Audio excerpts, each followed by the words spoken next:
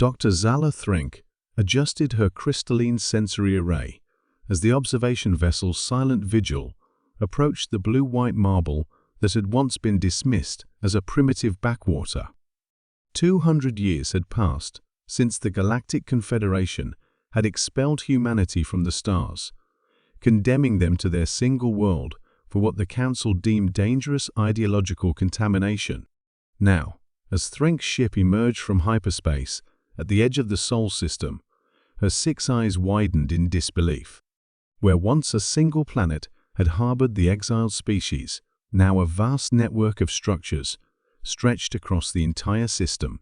Massive ring habitats encircled not just Earth, but Mars, Jupiter, and even distant Neptune.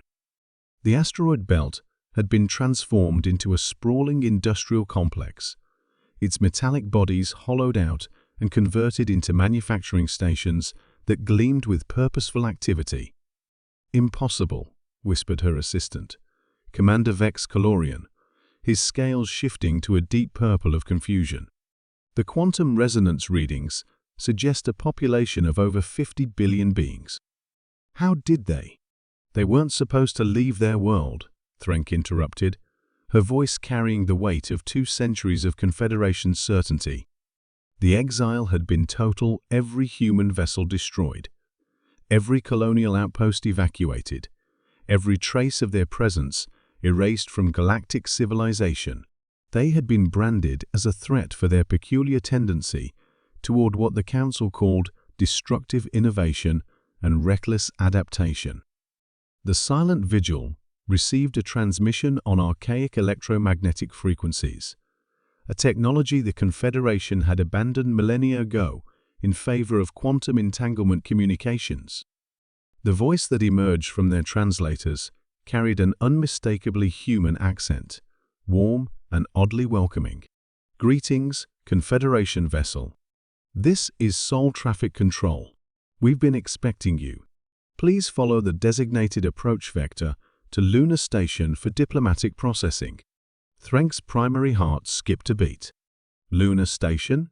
The barren moon that had been little more than a rocky satellite now showed signs of massive terraforming. Atmospheric processes dotted its surface, and what appeared to be vast underground cities created a soft glow beneath the transformed lunar soil. As they approached, Threnk began to understand the scope of what humanity had accomplished.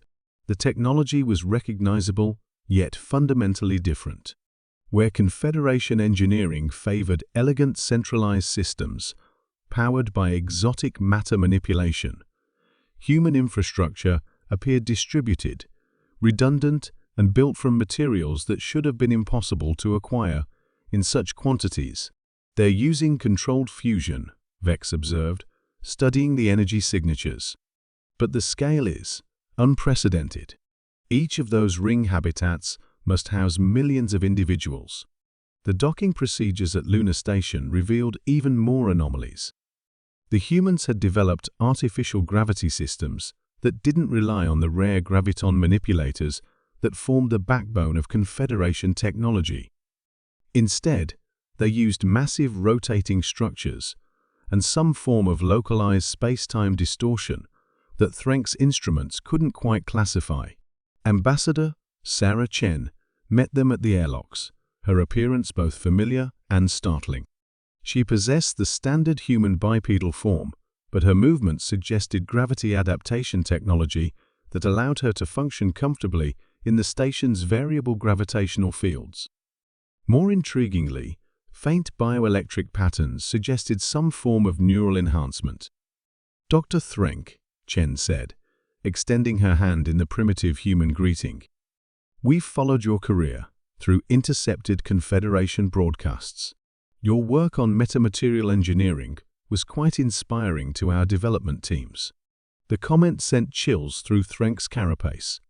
Intercepted broadcasts meant the humans had not only maintained surveillance of Confederation space, but had been actively learning from it. Their exile had become a period of intensive study and development. The tour that followed challenged every assumption about human limitations. The lunar cities extended deep into the moon's core, their architecture a stunning blend of efficiency and beauty that seemed to grow organically from the rock itself. Gardens flourished in carefully maintained ecosystems that recycled every molecule of air and water with an efficiency that exceeded even the most advanced Confederation habitats. The key insight, Chen explained, as they walked through a vast underground forest, was recognizing that scarcity breeds innovation. When the Confederation cut us off from exotic materials and energy sources, we learned to do more with what we had. Iron, silicon, carbon common elements that we transformed through precision engineering and molecular assembly. They emerged into a vast chamber where humans worked alongside mechanical constructs that moved with fluid grace. These weren't the clunky robots that Confederation species had abandoned in favor of biological servitors, but sophisticated artificial minds that seemed to anticipate their human partners' needs. Artificial consciousness?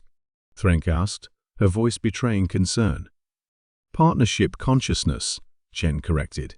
We discovered that intelligence doesn't require biological substrate, but it does require purpose and connection. Our AI companions aren't slaves or tools, they're citizens with their own rights and responsibilities. The implications struck Threnk like a plasma bolt. The Confederation's greatest taboo, the creation of artificial sentience, had become the foundation of human civilization.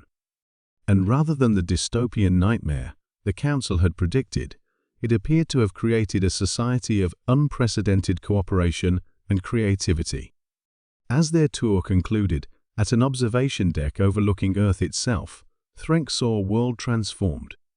The planet's surface still bore its natural blue and green, but orbital elevators connected it to a vast network of space-based infrastructure.